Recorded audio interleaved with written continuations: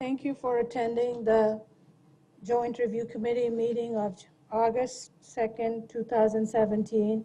As the staff liaison, I will open up the meeting for tonight's meeting for the first agenda item, which will be the election of the chair and the vice chair for the committee. And then moving forward, the chair will take over to run the rest of the agenda item for this committee. So with that,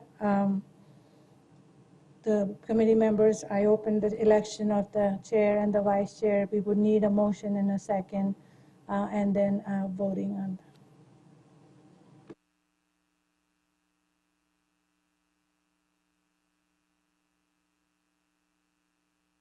I nominate Ross Robb as vice chair. Second.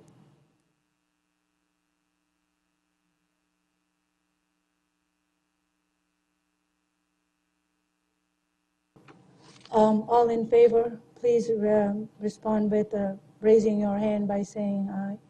Aye. Motion passes 7-0. I will defer back to Chair Korankian to run the rest of the agenda item. Thank you very much.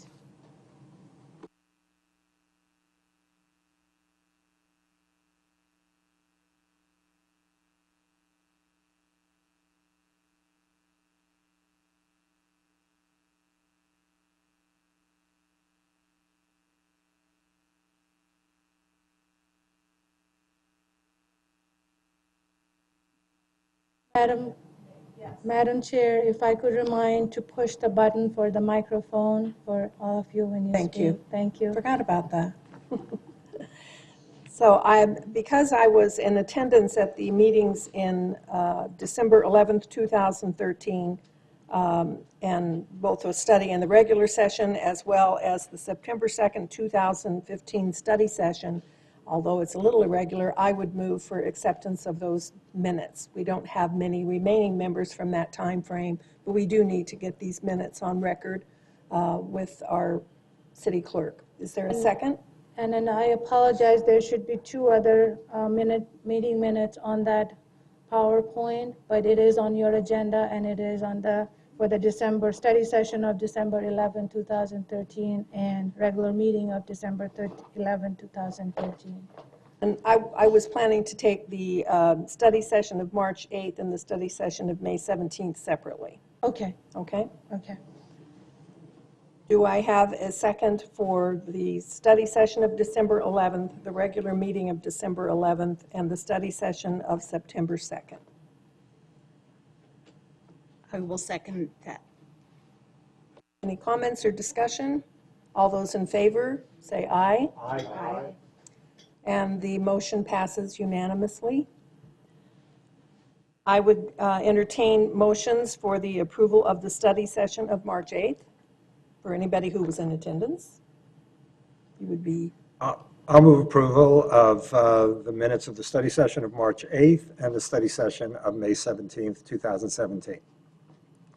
Is there a second from someone else who was in attendance? I second. Moved by Ross Robb, seconded by Rudy Balavia, the approval of the study sessions of March 18th and the study session of May 17th. Any discussion, corrections? Seeing none, all those in favor signify by saying aye. Aye. Aye. And the motion to approve the minutes is carried unanimously. Now we're ready to move on to item number 6, the real reason for our presence here tonight, the development plan for the Mirabella at ASU project, a new 20-story mixed-use development with 266 dwelling units. And it's a very interesting project, and it looks like we've got Karen here to give us some information. Yes, good evening, Chair and committee members. Okay. This development plan review request is for the property located at 105 East University Drive, which is the southwest corner of Myrtle and University. The 2.24 acre site is zoned MUED. The property is currently a surface parking lot, and the applicant is requesting approval of a development plan review, including site plan, building elevations, and landscape plan. The site is surrounded by University Drive on the north and 3 private streets, 9th Street, Main Street, and Myrtle on the southwest and east. 20 on-street vehicle parking spaces are provided along these private streets, and vehicular access to the parking garage, which holds 300 spaces, occurs on the south end of the building off of 9th Street. The proposal includes a 20-story tower adjacent to University, a 13-story tower adjacent to Myrtle, and a 1.5-story building adjacent to 9th.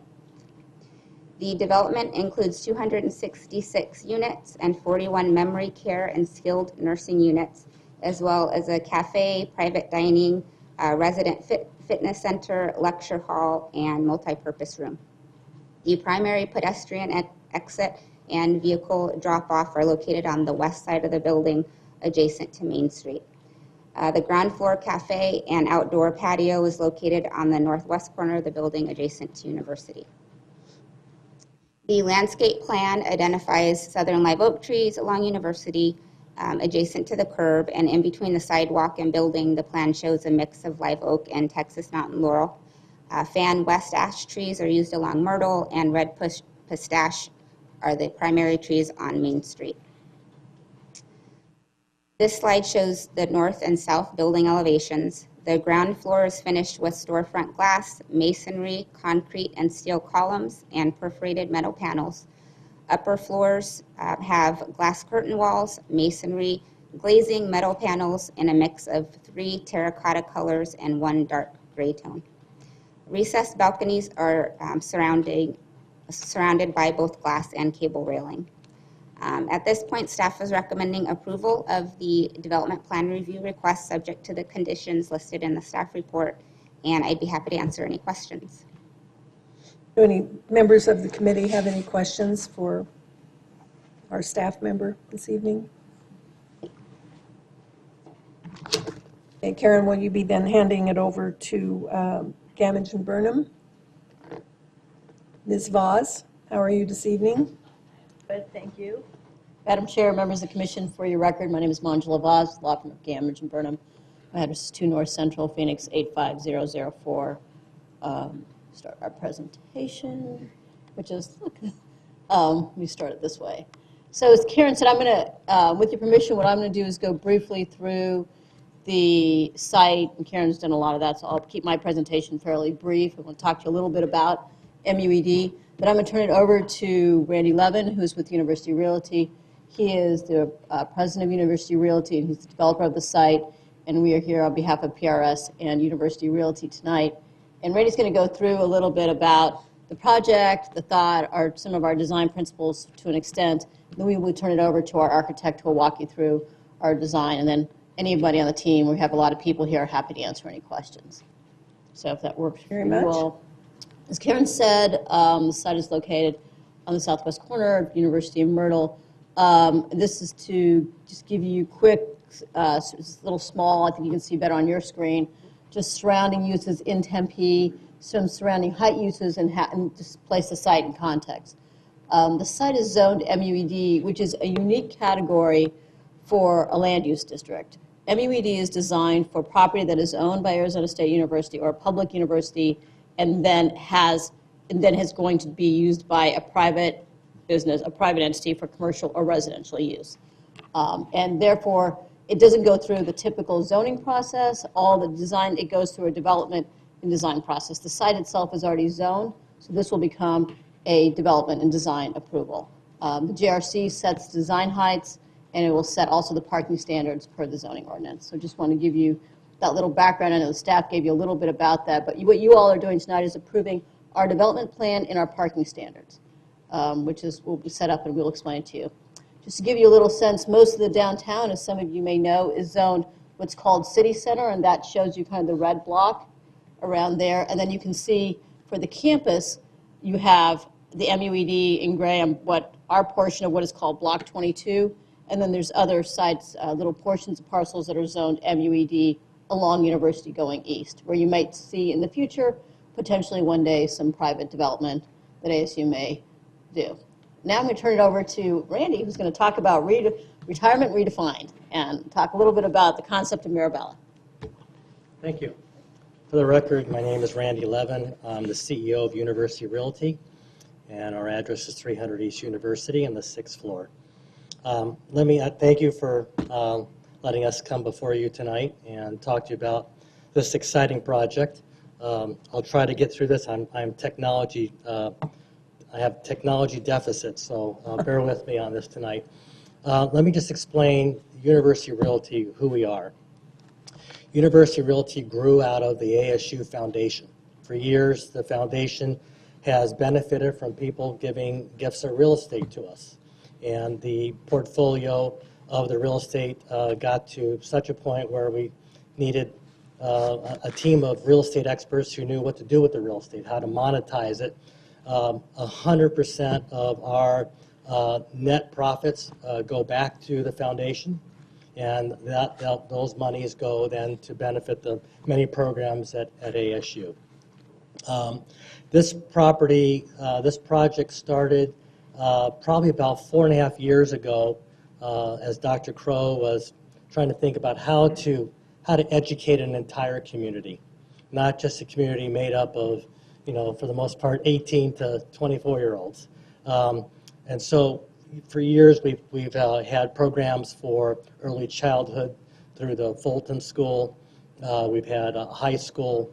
And so the issue came up, well, why not have a lifelong learning program for seniors, and somewhere where they can contribute to the community, contribute to the university, feel wanted, feel needed, and we also realize that there's a segment of the population, and I'm one of them. I'm on the tail end of it, but I'm not quite ready for this, but I will be soon. That really don't want to necessarily retire the way their parents retired. They have a different thought process. So here we go. We're going to try to. You can see this couple on the motorbike there. We're trying to redefine retirement here.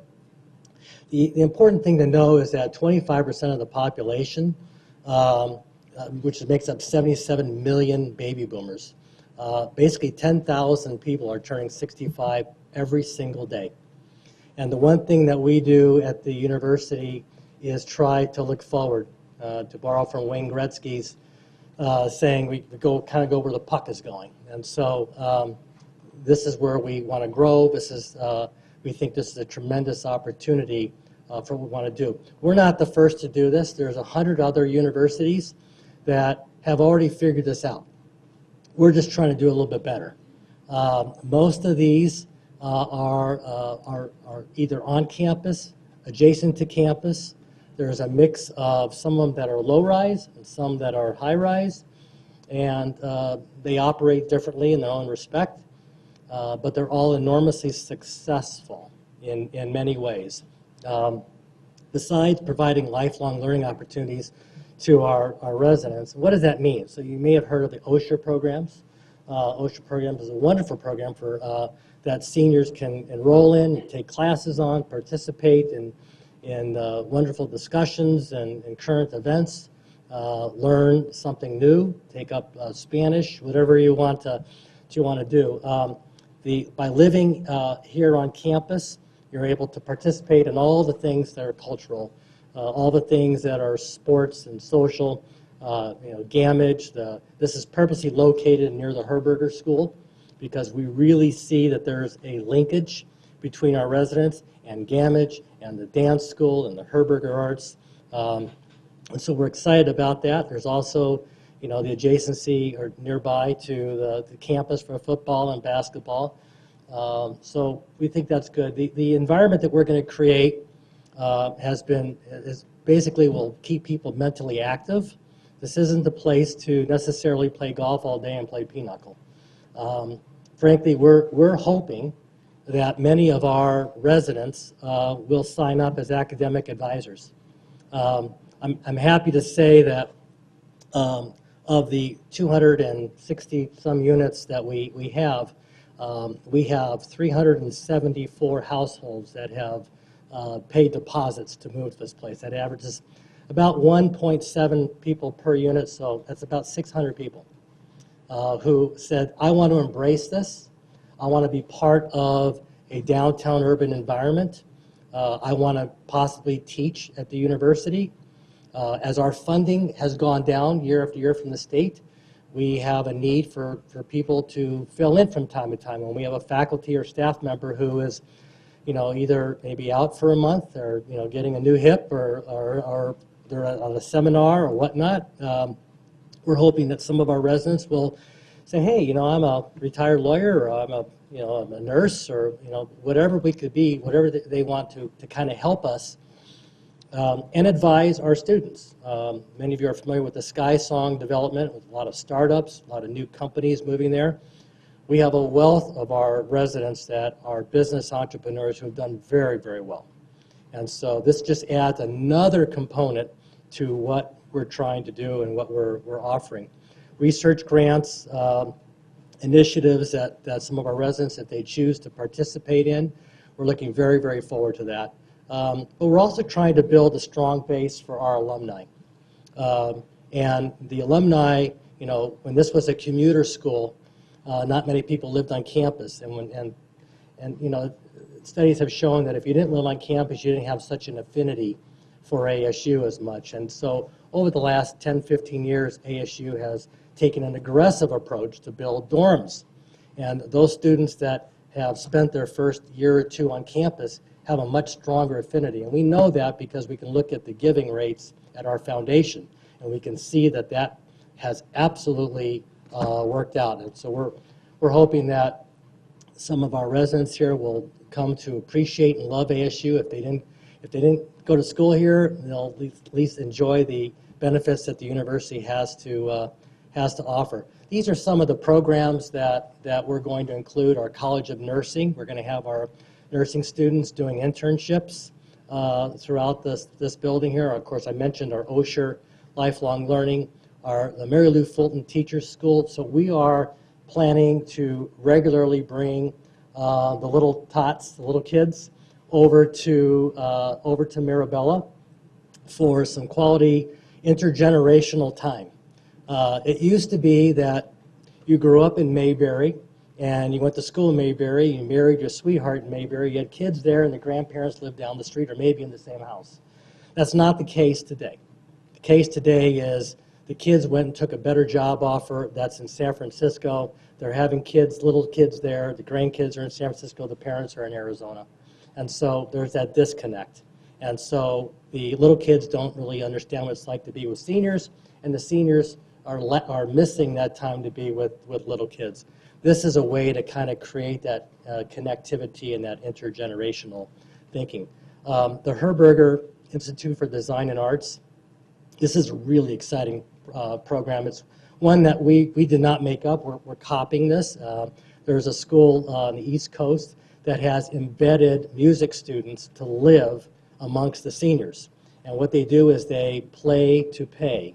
So every night they will be in one of the many restaurants that we have, and they'll be able to hear the students playing their quartet, and they get to mix with the seniors, and the seniors get to mix with the college-age students. And the one video that PBS did a story on this, and the one girl who is a violin player said, "I never thought I'd have 100 grandmothers, but boy, I love it." And so we're trying to create this, integrate that. The School of Nutrition, we'll have a working kitchen in there where the residents can work with our nutritionists and learn perhaps some good eating habits. And then, of course, I mentioned our Office of Knowledge and Enterprise Development, which is our Sky Song project there, where we can get some of our residents to help and guide some of our entrepreneurs. This was a slide that I alluded to earlier that you can see that we have 3.5 times more alumni than we did a prior decade ago from the 71 to 75. And so, right now you can see we have, I don't have my glasses, but 23,000 alumni today that are between the ages 63 and 67. And then you add the other bars on there, so there's quite a few. That number is only going to get bigger as we continue to move forward. The project that you can see here, and I'll leave some of this for our architect, but some of you might know I'm an architect by training, so I have to do some of this. But, The building is a 20-story building there. You can see the number of independent living units and assisted living. I want to emphasize that this is not a nursing home. This is a place for close to 600 people who are active adults. Some of them are here tonight. They want an active lifestyle. There will be a time in their lives when they need assistance, and they don't have to leave. This will be their home. And so as they need various levels of care, this is where they'll get that care. And so those care units make up a small amount of the overall units in the project. There's multi-purpose space. There'll be a wood shop down in the parking garage area. There's art galleries, art studios, multiple restaurants that we're having. The art gallery that we have is going to be showing and showcasing the Herberger Art School students' artwork. So we're very excited about that. There'll be an indoor pool with a little nano wall that you can pull the walls back and have open air on when the weather is nice. Fitness center. We have a lecture hall that's going to seat several hundred people. And crafts rooms. There'll be a beauty salon. So there's a multitude of things that are going on. We're having a rooftop deck. There'll be dog walk parks built up there. Private gardens where people can have their own gardening box. They can do herbs and whatnot. So that kind of gives a little bit general idea of the project. And I'll turn this over now to Twan, who is with Ingress, and he is our architect. They're out of Portland, Oregon, and they have been the architect for Pacific Retirement Systems for how many years? It's 20 years. For 20 years. And let me just say, you want to know who PRS is, Pacific Retirement Systems.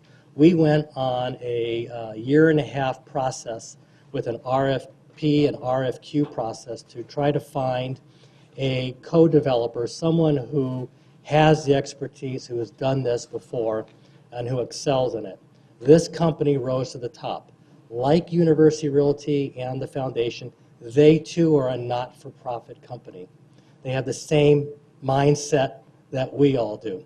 They have differentiated themselves from others in the marketplace because they do the urban format. And so they're used to doing high-rise projects. They have some that are in Portland, some that are Seattle. They have 3 high-rises that are in Texas. And so we felt that they were a phenomenal fit for what we're going to do. So I'll turn this over to Twan. Thank you very much. I'm Twan Liu, as Randy said, with Anchor Moyson Architects. I've been with Anchor Moyson for 20 years, so hence we roughly started our relationship with Pacific Retirement Services roughly 20 years ago. So when Randy mentioned that we're from Portland. When we first heard about this project, I think the first thing we thought is how do we understand the landscape? How do we understand the setting? So we solicited somebody from our office that lived here, that went to the University of ASU, and graduated here. Unfortunately, he's moved back here since just recently, a couple weeks ago. But he was he was one of our main designers that kind of led the effort and gave us the backbone to this project. So, we did a ton of research to get an understanding of, the precedent of desert architects landscape, local practice. So when we think about this project, I'm not going to talk too much about, I'm just going to talk about our organizing element.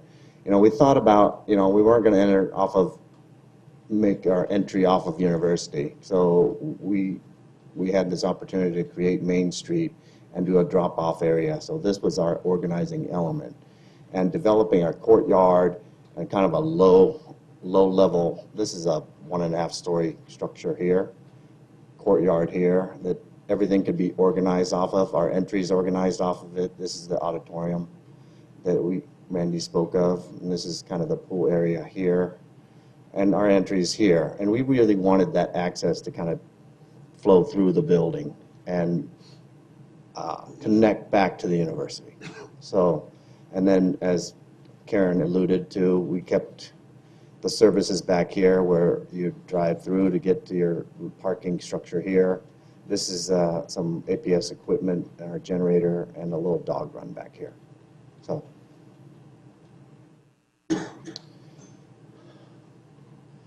This is the typical floor plan. Maybe I'll talk about the architecture first. When we thought about the architecture, we wanted the colors and the design to reflect a little bit of Arizona, and hence the natural colors, the earth tones there. As you can see, we oriented the building more west-east to take advantage of the solar orientation. We did have some elements that we needed to go north-south with, but we took some opportunities to create shade devices and screening. So if this is our auditorium here and our multi-purpose space, there's an opportunity with photovoltaics on top here. Took the opportunity to shade that space so it wouldn't overheat during the day. As you can see, this is the north tower, the south end of the north tower. We had more of a punched opening to minimize some of the windows. And it's tough to see, but we have sun shading on the south side. So that during the extreme parts of the day, there's actually sun shading devices on all these windows here.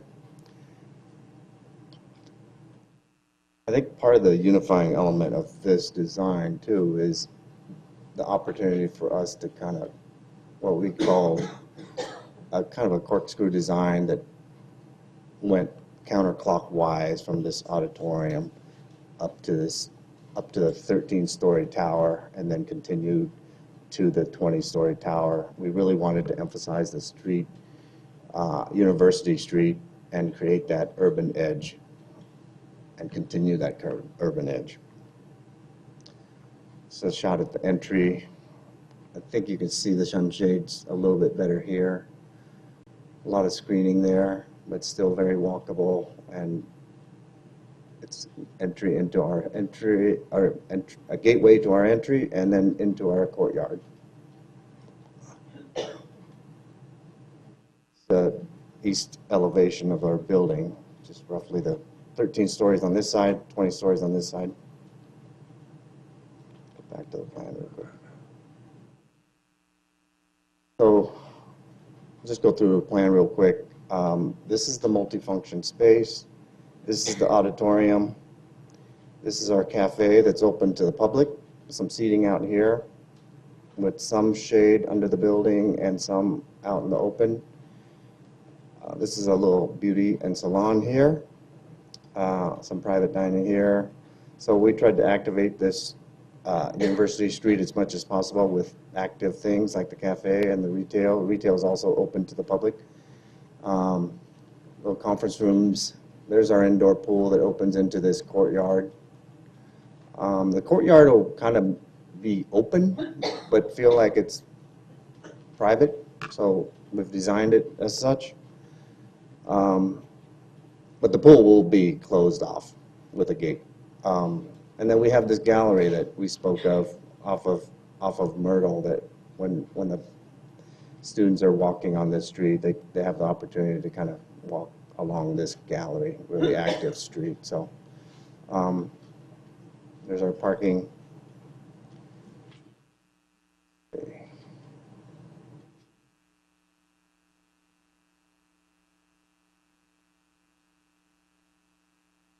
You guys want to get into units, or? Okay. That's really it. Okay, we've got the materials here that if anybody wanted to look, I guess we had a kind of sorry, Monja. Kind of a bluish green glass. The glazing. We'll hand it 12 o'clock Okay. while you guys look at it, if you'd like to see it.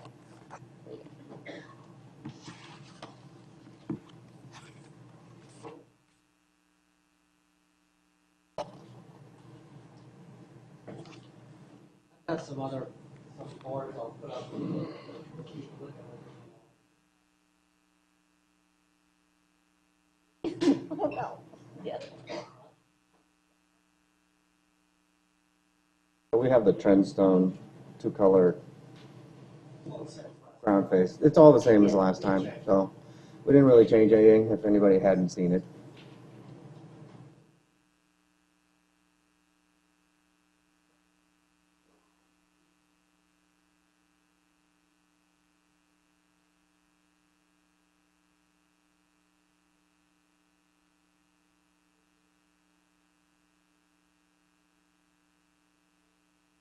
No.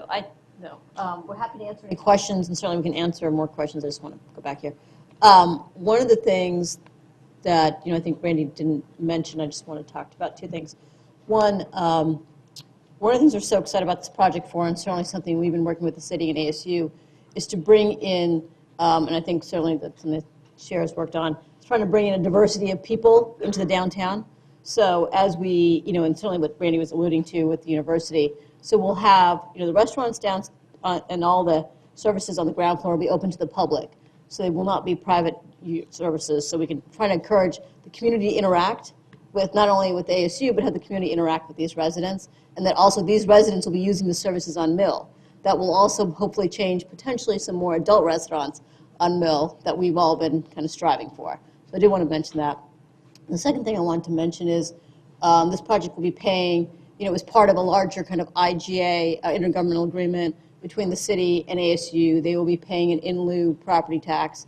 And we are also working out a public services IGA, which talks about, will ensure the funding of police and fire and other services. They're also paying all of the taxes and impact fees related to water and infrastructure. So just wanted to mention that briefly, and we're happy to answer any questions.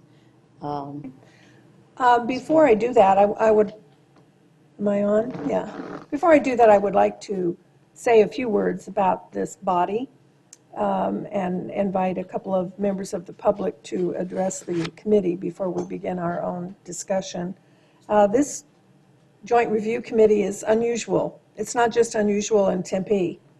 It's unusual between town and gown, university and college cities all over the country would love to have this type of agreement.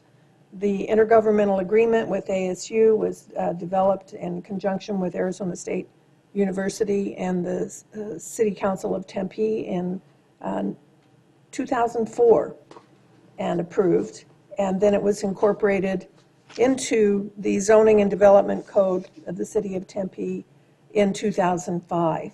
This committee has not met frequently because, frankly, especially due to the recession, there has not been much development interest. This committee, over the years of its existence, has approved 2 other MUED developments on campus. I would like to introduce the members of the committee that are sitting here tonight, both for the viewing audience as well as those members of the public that are here this evening. And I think I will introduce them by virtue of their affiliation. The way this board is designed is that there are an equal number of delegates from Arizona State University and an equal number of City of Tempe residents who participate in this committee, in addition to a joint appointee approved by the mayor and council of the City of Tempe and the president of Arizona State University. Tonight, sitting on this committee are from ASU, and if you just indicate who you are so that members of the viewing public and the audience might see you and recognize you, are Ken Lufkin for ASU, Mick Dalrymple for ASU, Rudy Balavia for ASU, and then for the City of Tempe, Ross Robb, who was elected tonight as our vice chair. Congratulations. Thank you so much. Lisa Roach, and Kim Charrier. And I am the joint appointee. I'm Pam Garonkin, and I was honored to be reelected as the chair. I've served as the chair for a few years, but there wasn't much going on at that time. There will be a lot more going on now, and we have various alternates to this committee that are sitting in the audience tonight, getting schooled up on what we're about to do here. I would now invite members of the community who have requested the opportunity to address this committee with their questions on this item to come forward. I will start with Trevor, is it Barger? Hello, Mr. Barger.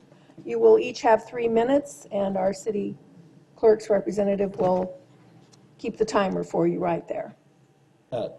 Chair Gronkin and committee members, thank you for the time this evening. My name is Trevor Barger. I live in downtown Tempe as a citizen. I also represent downtown Tempe property owners. And I'm here primarily in the championship of equity between private property owners and public property as both develop. As the chair just mentioned, we will have a lot of both coming soon. As you probably know, we've mentioned on other occasions, the public engagement process for the things that come before the GRC is challenging. As a result, we only got the detail a week ago, submitted 4 applications for information to the staff. They only had time to respond to 1 of those, and so we'll work tonight with what we have. As you probably have heard, we're questioning the legality of moving forward this evening. We're questioning it based on what's actually written in the Tempe zoning code, and so we're trying to read it very clearly as we can, and so we keep referring back to the text. The development standards for this property have not been approved. The zoning was approved as MUED, but with no specificity to the zoning standards at that time. In 2005, the term on the table that we all use to look at for development standards includes MUED with the rest of the mixed-use zonings in downtown Tempe, was changed from not limited to no standard. The city staff has repeatedly applied this to mean that the standards must be approved with the zoning, PAD and private land developments, for example. And that the zoning standards must, as a result of the way the code is written, be approved by council. For example, DRC may not change development standards or the zoning. They can only make recommendations to council for changes to those elements. Per staff's, the table lists no standards, not unlimited. And so there are no standards in MUED for density, height, lot coverage, minimum lot area, or minimum landscape area, or setbacks. The second item that we are questioning the legality on is that the proposal is not in compliance with the general plan density per section 4.201B density. It says that the site must comply with the projected density in the general plan map, 65 dwelling units per acre. This proposal covers only 2.24 acres of the property owned in this area. It was set in an action last year by the regents aside separately for the foundation to seek development and improvement of the property. And as such, they did not in that action give any other rights to the remainder of the property or the remainder of the element. There is no master plan on the property that covers those rights or those elements. And as such, the proposal at 1.33 DU per acre does not comply with the existing zoning. The proposal is not compliant with the standard parking ratios. You're asked to alter that tonight, but the MUED, again, its standard is the standard parking ratios for the city of Tempe. The proposal requires 2 times the parking approximately and 10 times the bike parking currently be proposed.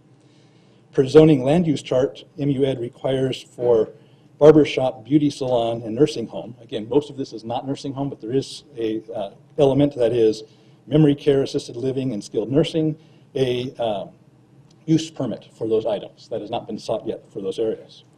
And the DRP that we are reviewing tonight requires a traffic study. That also has not been completed yet. The proposed plan is also on just the planning level, not the legality now, lacking in a few things that we hoped would add to the community life in downtown Tempe. Barger, your time has expired. I'm sorry to tell you.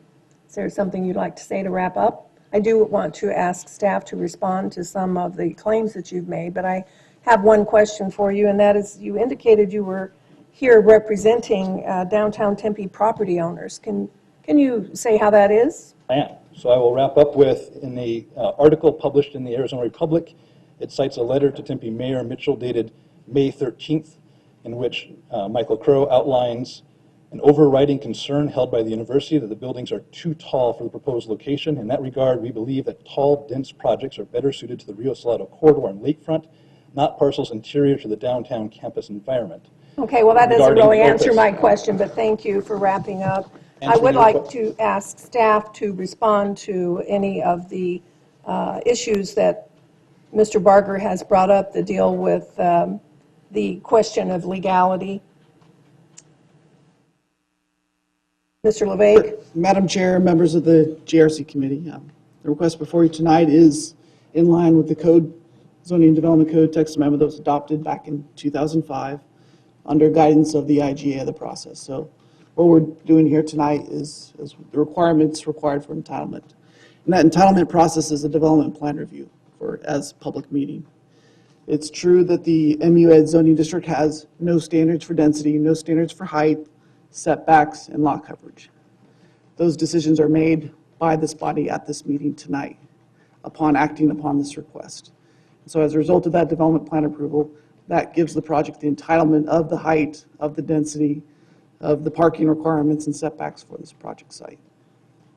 There is no requirement for MUED to process a PAD or zoning map amendment as it relates to the site in reference to density requirements in the general plan. So anytime a project has a zoning map amendment, there's a requirement to look to conformance to the general plan land use or density requirements. Because there's no zoning request before you tonight, that requirement is not obligated of this development site. Thank you, Mr. LeVay. Mr. Barger, thank you. Next this evening, I have, and I'll give the committee an opportunity to address concerns that have been brought up by the public when we go to our own comment period. I have a request to speak from, is it Philip Yates? Please come forward, Mr. Yates. State your address, although we actually have it here. Okay, thank you. Well, good evening, Madam Chair, members of the committee. I had some questions as to what ASU would hope to gain by this kind of a development being approved. And also, I'd like to know what it is that what Tempe would have to gain by being approved. And I didn't know what the dollar amount was going to be from high to low per unit. And those were some of the questions I guess I would have had to the developer. Yes, those are questions I'm sure the developer could answer for you offline. Is there anything else? Well, we did have some questions about the parking in the area, as well as the scale of it being so out of scale for the area. There is nothing close to this size. As to the architecture, the setbacks are far too slim, and there's hardly any trees or landscaping to be seen from the street. I just don't see this as being something that would benefit our community. I don't see how anybody could actually live in one of these. I think that I read somewhere that the highest dollar amount of these units was somewhere in the ballpark of $1 million. And what is it? Where are these people going to come from? There's 266 units in both of the combined 13-story and 20-story buildings. And as far as what kind of stores and whatnot are down on the street themselves, what kind of stores? What does the community have to benefit by that kind of a structure or a development? You have 1 minute left, Mr. Yates. And I guess I'll just wrap it up with, we just... when you say we, who do you mean we? Well, I'm sorry, I didn't represent, I'm Philip Yates, I'm the Riverside president. Yeah, I just think that this would not be something that is for the area. There's no parking for just drivers going down the street. They would have to rely on the neighborhoods, and it's just not a very good plan for the area. Thank you for your comments. Thank you. Next, from the public, I have a request to speak from Mary Patino. If you would come forward, Mary. I am the target market. Mary Patino. I live in far north Scottsdale, but I'm so looking forward to moving to Tempe. When we visited Bowdoin College in Brunswick, Maine, I said, oh, I would love to live here with a town that I could walk to, not drive to, and be able to take advantage of all the opportunities. And we came back, we heard ASU was doing this, we jumped at the opportunity. I have an academic background, so I know the resources that people can bring. And I also know the resources that the college can bring to the community. And we look for three things. We wanted to move for our last home, we wanted to move to where there were happy and positive people. We wanted to live in a place that was inclusive of all cultures in the community. And we wanted an opportunity to be productive and to be engaged. And already the people at ASU that I've talked to said, I want you to stay in touch because I want to get the seniors involved in our programs. And of course, we support many of the programs.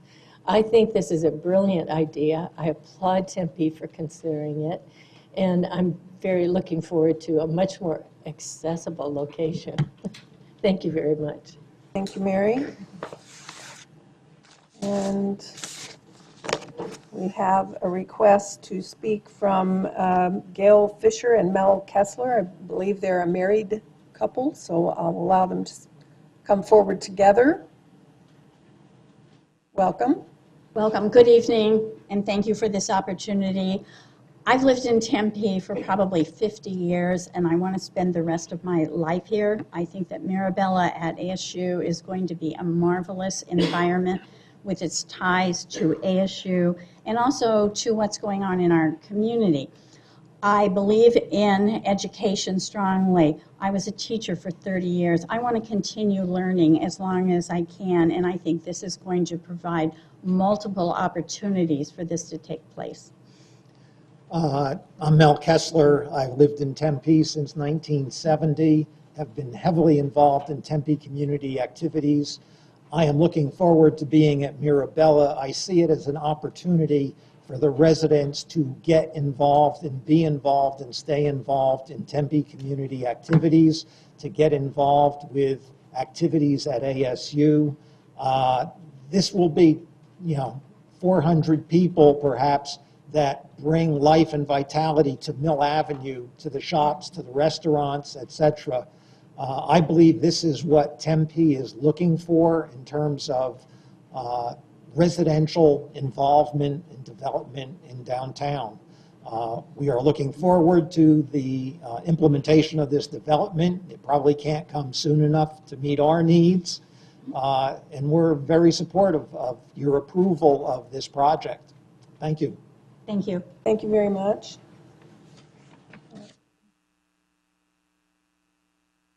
Let's see, I have another request again from Mr. Barger. And Mr. Barger, I would decline to invite you to come forward again. You've had your 3 minutes, the same as other members of the public.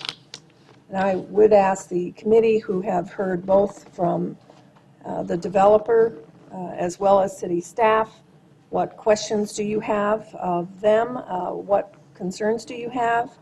And with regard to input from the community, please feel free to share your thoughts and concerns about that as well. Anyone? Go ahead. This is Mick Dalrymple from ASU, and I guess the first thing I would say is I feel that there's a strong demand and need for a facility like this. Not only has that been shown by the amount of reservations that have happened, but also the comments of some of the folks in the audience. I've seen things like this at other places, sometimes executed really well, sometimes not quite as well, and I think tying the intergenerational aspect and providing a way for people to continue living a life of education and involvement in their community. Something like this fills a great opportunity for doing that. So I think that's great. And I think some of the community members and some of the people in the audience may know that, last time I had a lot of questions about this. It was something that, although I've been at ASU for 7 years, I've been in this role for 2 years, my current role for 2 years, and I've been on this committee for about 6 weeks. I was new to the project. I didn't know the history of the project. Since that time, I've had a lot of meetings and discussions to come up to speed with the history of the project and when it started 3 years ago and kind of what some of the, I work on the sustainability side, so what some of the sustainability standards are or that were in place at the time that it was started. And, with every project has a trajectory and has different stages where different decisions are made and different points of input are taken on. And so this is a project where a lot of people have spent a lot of time over 3 years, people at the university, people at the architect, the developer, and then also with city staff. And that shows in the materials that were provided here. And I think there's a tremendous amount of amenities that go into this that are going to make it a good project. So most of my questions were related to the sustainability aspects, specifically related to the energy side. I think the decisions that were made at the time in the context that they were made were the appropriate decisions. And so we're kind of at that point where it's time to make this thing a reality, and that's good. And I think also it's kind of created a process within ASU of where we're re-looking at our processes in terms of design standards for ASU buildings, for ASU affiliated buildings, and then ones that kind of fall in between that are maybe third-party buildings, but for a university function itself. So it's been a very productive process in bringing all of that to light and getting those conversations. The conversations have already been started, but realizing the urgency that we need to work at to get those conversations concluded. So I think that this is a time to move forward with something. Thank you, Mr. Dalrymple. Anyone else on the committee have a question for staff or for the developer or another concern? Yes. Lisa Roach, City of Tempe. I have some questions both for the developer and then for staff. So who wants to go first? Just go right ahead and state your question. The 2040 general plan, the handout is the areas listed as high density. What is that MDU? Is MUED? Yeah, what is the units per acre for that particular? For this particular development. Right, for on the 2040 general plan. Can we answer that? Sure. Karen can answer it. I mean, Madam Chair and Commissioner, here's the 2040 general plan projected density. Right there, you can see I believe, so the light brown is up to 65 dwelling units an acre for the parcel. Okay. And then what are the setbacks that we currently show on the plan? So I would have Tuan or Randy, I don't, but so so we are, as I think I mentioned and someone else mentioned, we're establishing our own setbacks because there are no standards. So what we're coming to you with is a site plan that just shows you kind of how what setbacks we are establishing. Because the way MUED works, it has no standards and allows ASU and private developers to kind of come forward with a project and kind of present to you setbacks, and then this commission would approve the development standards and the setbacks. But specifically to your question, I'm going to have Tuan answer that, or he can tell me. Or Karen can. Yeah. I'm sorry, Karen. So on the cover page of the staff report, the front building setback, so that'd be the north is 15, the west side along Main Street is 30, and the east and south are 0. And you can get a little bit of sense of that with this site plan. Okay, thank you. I missed that. And then I also had questions. Are there any affordable housing units included? Madam Chair, no. Commissioner, they're not. And then my Well, it's not really a question, but I am concerned with the height standards, looking at, I believe it was Exhibit C, listing all the other areas around. Nothing south of University is, let's see, it was number 33, 36, 37, 38, 39, 40, and 44. The highest height was 6 stories. So I am concerned with the height density moving south of University. I sincerely hope that it would not open the door to have that kind of height, especially west of University, or west of Mill and just south. Other than that, I think it's a well-needed, diverse housing plan. I love the idea of multi-generational. I just do have those concerns for the height. Thank you. Any other questions? Yes, Ms. Charrier, Dr. Charrier. Kim is good. I did hear from the public some concerns about parking. I'd like to give the developer, the architect, a moment to discuss that. Concerns about restrictions for parking, ingress, egress, and please, if one of you would just comment. Yeah, we're gonna, so there, Brady can come up with this garage plan. So just 2 things. There is parking, there's below-grade parking associated with the project. So just in terms of, you can see there's 320, Brady, come here, come here. Sorry. There are 320 spaces, but we also have, and you guys, I don't know if Jason can make this happen, otherwise I'm gonna have Brady do this, but we haven't, Haven't tried that for a while? yeah, we can try to make the Elmo work. So, and Randy can talk a little bit about this, but obviously, this is our, Oh, this is that's where right. the I parking forgot garage about is. I this. don't know if you Yeah. remember the stacking. Randy's going to talk a little bit about it, but we do have a below-grade parking garage. The people, obviously, have vehicles. We are parked. We have 322 spaces, and that people will be brought their cars to the front. But Randy, why don't you go through the process? Yeah, thank you. I think it's a good question, and we researched this as we were spending our 2-3 years in understanding this kind of a project. The residents of this building are ones that are not going to work every day. They're, for the most part, retired. They use their car, just a couple of times a week, if at that. And so each unit is given one space per unit of the building. Our employees of the building and the staff of the building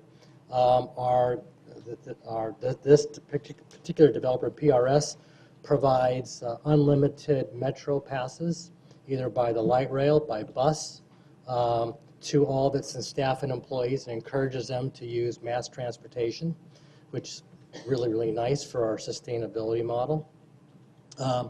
This particular garage is, the way it's stacked, is we know after a while we have kind of a learning system that Mrs. Smith uses her car on every other Monday to go visit her daughter or whatever. And so we know to bring her car down. All the parking in the garage is valet parking. With regard to if you applied the normal standards that would be for if this were a regular apartment complex, clearly there would be a whole lot more parking, but it would be a waste of a lot of resources to provide that kind of parking when the residents just aren't going to be using it. The same is for the bicycle parking. We would have to have hundreds of bicycle parking spaces here, and that simply isn't the case when our average, not to say that a 75-year-old isn't going to bicycle, but we certainly don't need that number of spaces. Does that answer your question a little bit? Okay, great, thank you. And then just briefly, on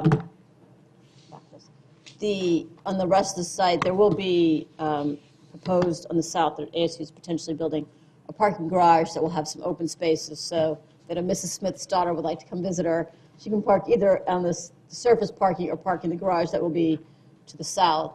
Right, there'll be guest parking in that garage, which we'll make it. We can make this happen. Let me comment first just on the project and on the architecture.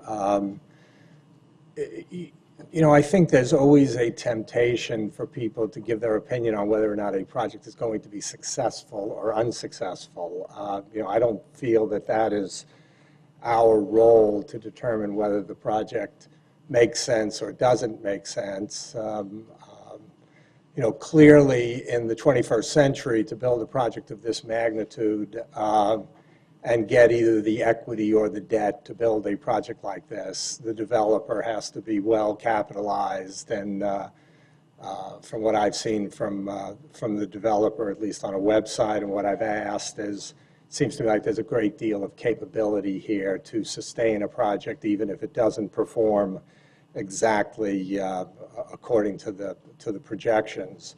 So, you know, beyond that, as somebody who's been in downtown Tempe a very, very long time, this is certainly the kind of project that has been talked about.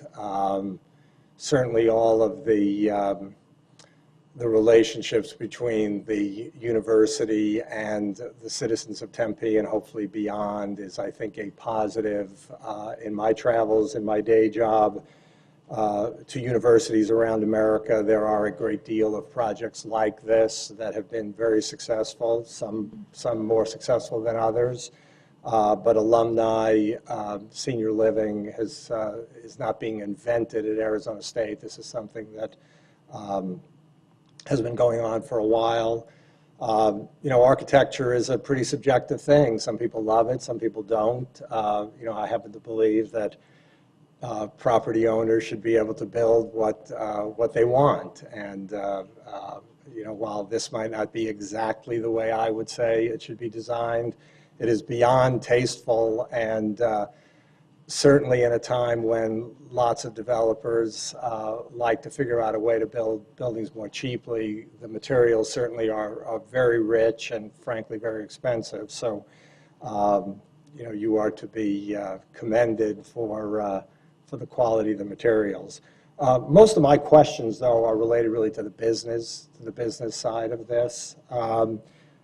Manjula, you made reference, or somebody did, to it sounded like some kind of a future services agreement between the city and the developer, or I assume the university is involved some way. But just generally talk about water, sewer, police. Has any of that kind of been determined? Madam Chair, Commissioner, so water, sewer, and all that infrastructure has been determined and is addressed in the conditions related to this project. This project went through the regular process, as we talked about, for 2 years. We've been working with the Public Works Department and the City Planning Department, certainly traffic and infrastructure. And so all of that has been worked out between both the developer, the city, and ASU as we kind of work through, not only from our side on PRS, city side, and ASU side, on the whole block. So it's not just this parcel, but it is actually the whole parcel as we work through the public infrastructure that will happen for the whole site. And as you may or I mean, I'm sure you know, Russ, I know you know, but there's the streetcar line is coming south on University. And so, you know, we have been working with the city both on University and how 9th Street is going to go through, and how 9th Street works with the streetcar line, and some of the other issues related to the location of the APS transformer. And so all of that has been worked out. As it relates to police and fire, the city of Tempe and Arizona State have what's called a Public Services IGA, which intergovernmental agreement, sorry, which determines how public services are funded jointly between the city and ASU. And this site is included in that Public Services IGA. And there are ongoing conversations related to all of the properties that are MUED in the university and the city. And you mentioned that this project was going to pay water and sewer development fees? Yes, that's correct. The staff report said that there were 3 private streets, but the map made it sound like Main Street was the only private street. I assume that's correct, that Main Street is the only private street? Well, so, Madam Chair, I think actually, so Main Street's private. Myrtle is actually, I believe, a private street. It functions as a public street, but it's actually a private street. It is a private, Yeah. and 9th Street And as 9th well? Street's a private street, yes. So are there improvement, well, obviously Main Street doesn't exist yet. I don't know, does 9th Street actually exist as a street today or no? I think it's an access way, it's not a street. So the developer is doing all of the improvements to those streets? Yes, the improvements on that side. There are some, on 9th Street, the city's sharing some of it as it relates to. Right, okay, that's great. Let's just talk about parking for a second. Manjula, you touched on it. You know, the parking calc really just is related to units, and, you know, whenever these things come up, guest parking is always an issue. You could see where residents here might have a lot of guests. The other is employee parking. I assume that there's a good deal of employees. You know, certainly today there's a surface parking lot out there, so there's not a place for them to park. But can somebody touch on, Randy, maybe you can, the long-term kind of parking management, because this is obviously a site that is far greater than just this building. Good question. ASU is planning on constructing to the south of our property a 1,200-car parking garage to kind of backfill the parking that's there. It will also supply the parking for this group has seen the Omni Hotel, which is still working. That would be right adjacent to our property along with the conference center. So that parking would go into that parking structure. Any kind of overflow from visitors and guests could use that parking structure as well. Parking structure will be owned by ASU. Primarily the parking that you saw on that dynamic double loaded or stacked parking is primarily for the residents for the most part. So there would be no guest parking in that? There is some guest parking in there, and there is some that will be along the perimeter. So we are having on-street parking on Myrtle and on 9th Street and on Main Street. We're trying to create a very urban fabric, urban edge. When you go to a lot of urban cities, you'll see that we have it on Mill Avenue. You're trying to create that kind of readily available edge parking there as well. All right. You know, to the question of the building height, in one of the renderings of the building, I think it was the west, actually it was that Main Street elevation, there is a building depicted across on the west side of Main Street that looks like it is of comparable height. Is that presumably the hotel at some point in the future? But I guess the point being that, is it ASU's idea that there will be other buildings of similar height to the west? There will be other buildings on the site, at least one that's a similar height. Right. Well, certainly that building, and, you know, I know sometimes that architects just will depict something. Yes, the Omni is of similar height. I mean, it's a little approximately. Right. As it's currently designed, it's still working through the process. Right. So as it relates to questions about height, though, we could assume that to the west there are going to be buildings of comparable height and density. Yes. Just come up here. Just one building, and it's the Omni Hotel, and it's the one that was previously gone through the process. Right. The height will not exceed what was previously approved by the Omni Hotel. They're currently looking at what they want to do, what their footprint should be. Markets have changed a little bit since the previous developer had it, and so they're reviewing that. And that approved height is how much? Well, no, yeah, it's approximately about 200, 225. Okay, fine. That's. Can you describe, just because there was some comment about this, can you describe the public outreach notices, just how the community, and maybe this is just an even more general JRC question, to whatever extent anyone thinks this is some secret society or secret process? I mean, I can let the staff describe it. I can describe it very briefly. You know, in the city of Tempe, when you do design, it's not zoning. So the zoning process requires public notice, public signs, and a red sign. The design process, whether the DRC or the JRC, if you're just doing design, it's a public meeting, but it's not properly written, and not a public notice. There's not a public notice. So it's posted on the website, but there's not a red sign.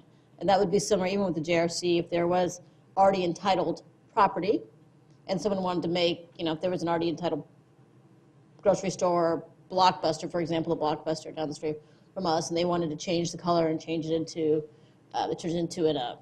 a medical care clinic, they just go to the DRC and they do it. There's no sign posted. So that's a similar process. The JRC is worked out, that's prescribed by the ordinance. So we followed that procedure.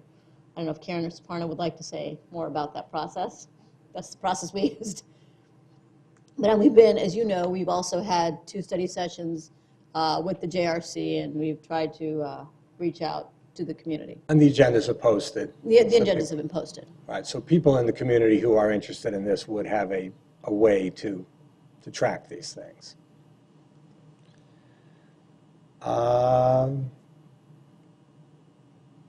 That's all I've got. I think it's a great project, and I plan on supporting it. Anyone else on the committee wish to request some answers to questions or concerns? All right, I would like, I'm sorry. A quick thing, related to this parking in the parking garage, are you aware of, is Myrtle going to be providing the main access to this 1,200-car garage? I think 9th Street. Yeah. 9th Street, okay. So that, and we can talk to Patrick here, Mr. Chair. I mean, so that's been worked out with the ASU Real Estate Department, but I think 9th Street is the main entrance. Yeah, right. 9th Street's the main entrance. I would like to reiterate for the public, both present and those who may be viewing this at home, that again, this is a unique review body. It is the decision-making body. We will make a decision on this design this evening. And there is a review process, but this will not, if approved, this will not go to the City Council for reapproval. By virtue of the approval of the IGA, the Intergovernmental Agreement in 2004 by the then City Council, this body has been enabled. The requirements have been memorialized in the city's zoning and development code. This is the decision-making body. That makes it confusing for some people, and because ASU is a land-grant university, they're not required by any law to allow Tempe into this process. But by virtue of the Intergovernmental Agreement, they have done so, and Tempe therefore has the opportunity to provide input and to participate in the decision-making regarding these projects in the MUED areas. If there's nothing else from the committee, the chair would entertain a motion. I'll move approval of PL 170-143, the approval of Mirabella at ASU. The motion has been made by committee member Ross Robb to approve. Is there a second? I second. Second by Rudy Belavia from Arizona State University. Are there any more comments or discussion from the committee? Seeing none, the chair will call for approval. All those in favor, raise your hand and signify by saying aye. Aye. Aye. Aye. And we have approved unanimously this evening by the Joint Review Committee approval of the request for a development plan review for the Mirabella at ASU project number PL 170143. And congratulations to the developer. We look forward to it. Next on the agenda this evening are sort of good of the order types of things. Are there any commission members who wish to make announcements? Like you're moving into Mirabella or some such? I don't know how to ride a motorcycle, so I don't think I'm qualified. Anything else from staff this evening? Madam Chair and members of the committee, no, we do not have any other announcements. All right. In that event, I would call for a motion to adjourn. Madam Chair, we actually do not need a motion to adjourn. We don't need a motion to adjourn? No. Well, then as the chair, I say we stand adjourned. And thank you all for your presence here this evening and your interest in this project and this process.